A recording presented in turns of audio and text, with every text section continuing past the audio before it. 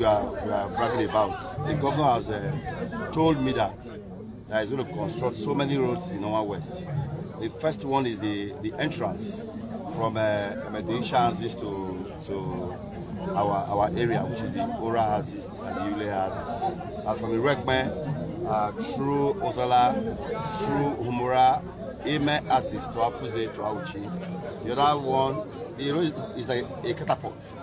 The other one is from the Sebi Rekme through Ozala, Humura, Sabogida Ora, Old, Ojavun, straight to. So the governor has even approved the construction. It's not even rehabilitation, full construction, because those roads are already expired. After that, the other road we are going to also look at is from Uzeba to Uruwe. That this is very, very bad. So we have to, the governor has said that we are going to asphalt that road to Uruwe. Second phase will not proceed from Uruwe, Iki to Otuo. The governor is very, very, very certain that those roads will be done. Another road that the governor has said he will also do is the road from Abiosi, Ibule, Akohumu Road. Welcome to today's Explainer. Right now, we're diving into a really fascinating piece by Lawson Akibe from the Center for Nigeria Progress. We're looking at the separation of powers, or maybe the lack thereof, and a pretty intense constitutional controversy unfolding in Edo State. Let's just jump right in. We're going to explore exactly how state-level governance is functioning, or, as the author argues, misfunctioning, by looking at a highly revealing dynamic between the executive and legislative branches. To kick things off, the author points us to a recent viral video. It features the current Edo State House of Assembly Speaker, the Right Honorable Blessing Agbabaku. In this clip, the speaker is super enthusiastic. He's standing in front of his constituents, listing off this grand roll call of road projects, roads stretching from Ayerki Pen to Osla, Sabangida Ora to Uzeba, and all the way down to Otuo. Now, if you live in those areas, this sounds like absolutely fantastic news for local infrastructure, right? But listen closely to the exact phrasing the speaker uses here. He says things like, "The governor has told me," and "the governor has even approved." The article highlights how this specific phrasing is, well, a bit odd. It makes the speaker sound way less like the head of an independent, co-equal branch of government and a whole lot more like a civil servant just relaying directives straight from the executive. He's basically presenting these massive projects as decisions that have already been totally finalized by the governor alone. Which leads the author to pose a brilliant rhetorical question about this whole grand announcement of multi-billion naira infrastructure projects. Think about it. If the head of the legislative branch is simply announcing what the governor has already approved and promised to do, what absolutely crucial step in the democratic process is being completely bypassed here? The answer, according to the source, is budgetary appropriation.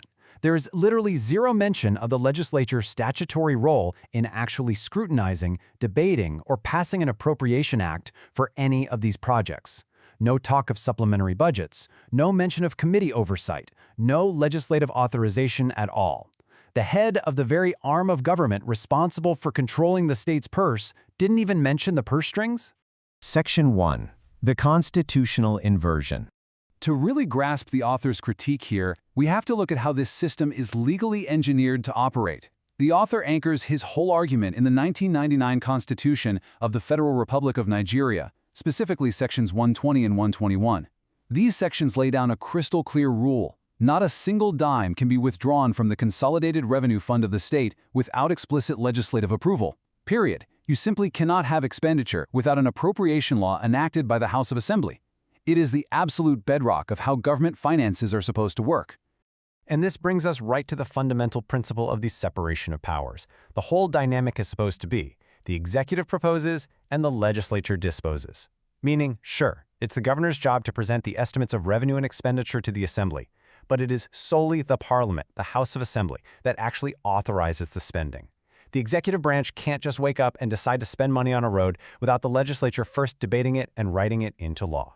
So, the crucial takeaway here is that by presenting executive decisions to the public as a finished reality, before any legislative hearings have even happened, the entire system gets flipped on its head. The author uses a really powerful metaphor for this. The supervisor has become the messenger.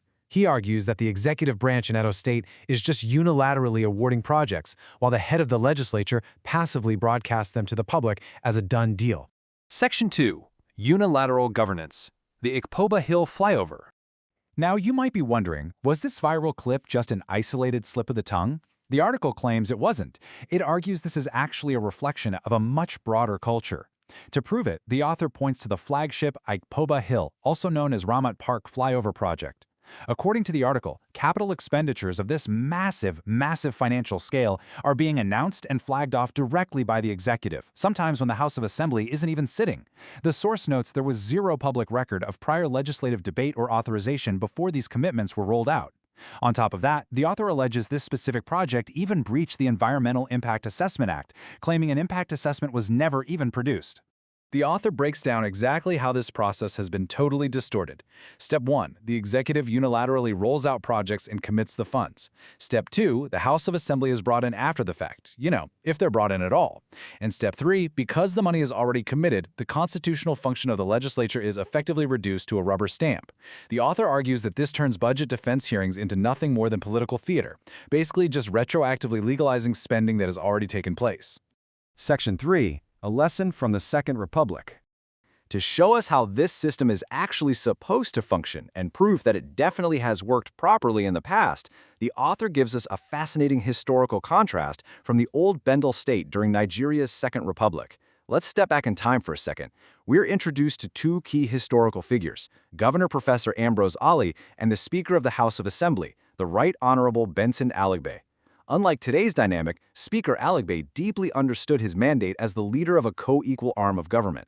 Governor Ali didn't just unilaterally announce projects. He submitted his development plans to the House. The lawmakers then vigorously and independently scrutinized and debated those plans. Oversight wasn't seen as hostility. It was literally their sworn duty. The article gives a great specific example of this in action, the Bendel State Housing Project. At the time, the state government actually rejected a housing project proposed by the federal government and decided to build its own state alternative. But here's the kicker. The Alagbe-led House didn't just rubber stamp the governor's new plan. Instead, they intentionally caused long delays to meticulously investigate the financial efficacy of this massive project. They absolutely did their due diligence.